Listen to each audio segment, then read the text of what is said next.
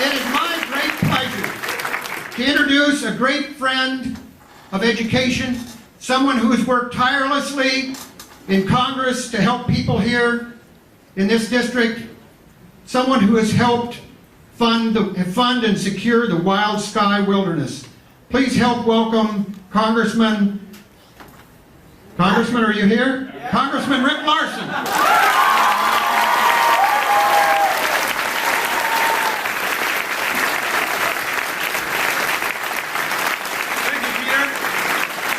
Peter Goldmark, the Lands Commission. Let's give Peter a hand.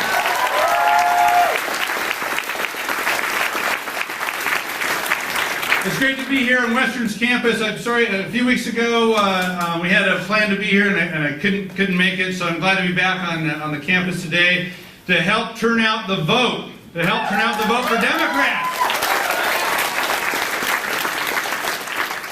This is a historic election.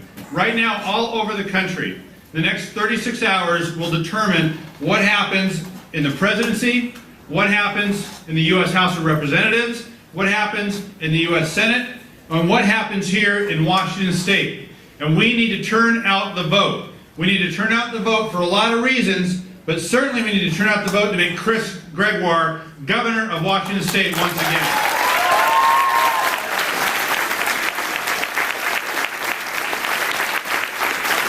You know, from a national perspective, there's a lot of things going on. Obviously, we've got Senator Biden, I think, in Ohio and Pennsylvania today, Senator Obama in Florida, North Carolina, Virginia. You know, in North Carolina, where they have early voting, in North Carolina, they already have more votes turned in than were cast in the whole 2004 election.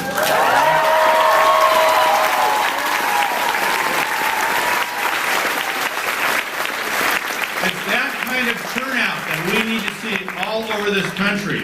We do that and we will get the change that we need in America.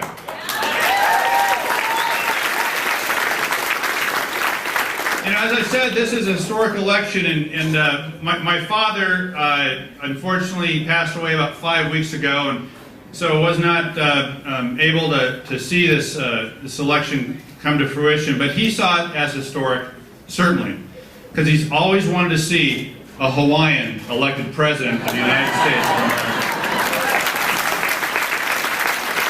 And we are going to do that.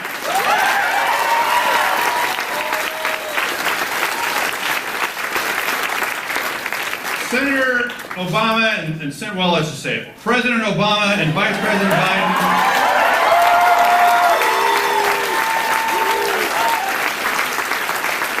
they'll bring the change we need.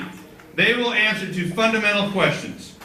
Can we restore America's place in the world and return to international cooperation and aggressive diplomacy to address the problems that exist in the world? Yes, we can. And can we make the changes here at home to make sure there's health care for everybody, to invest in education, to restore the middle class, and to bring 21st century reforms to the financial markets so there are no more games played on Wall Street where the middle class loses. Yes, I'd say the vote was about splitting this from about 50-50. I think 50% yes we can and 50% hell yes we can. We have got a lot of work ahead of us over the next 36 hours. It's one thing to be here right now in a room close to where the fire marshal is going to close the doors, from what I understand, but not there yet. It's one thing to be here right now, but after we're done here today, we have 36 hours to do some fundamental things, because the last 2 years of work will mean very little unless the next 36 hours of work comes to fruition. That next 36 hours is getting the vote out. That 36 hours means going door to door to canvassing. That 36 hours is making the last minute phone calls. That 36 hours is getting your friends who have not yet voted to vote. I understand from this morning's numbers, Whatcom County right now is 60% of the ballots returned. That is a great turnout.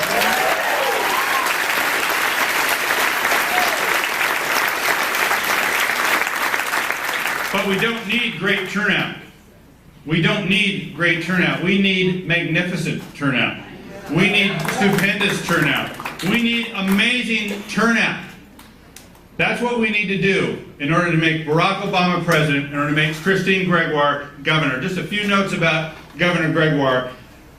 I'm working very hard with my colleagues in the U.S. House of Representatives. We have 236 people right now. If things work out pretty well, we could have 256, 266 Democrats in the United States House, a few more in the U.S. Senate to help President Obama make the changes we need.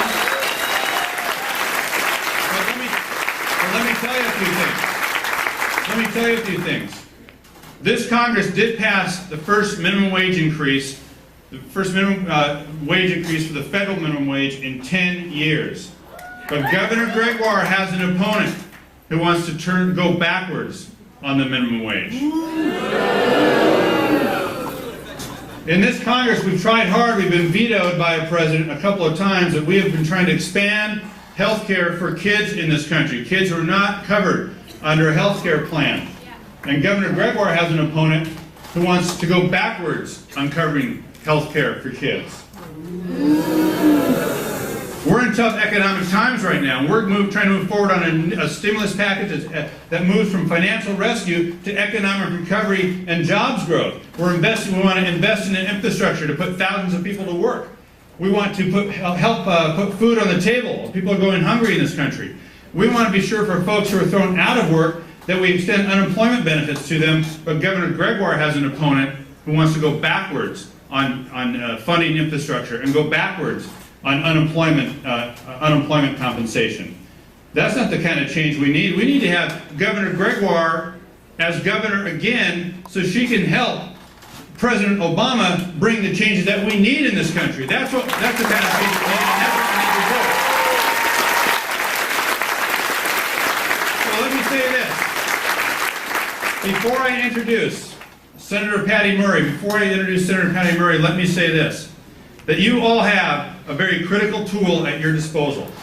A very critical tool at your disposal. It's your index finger.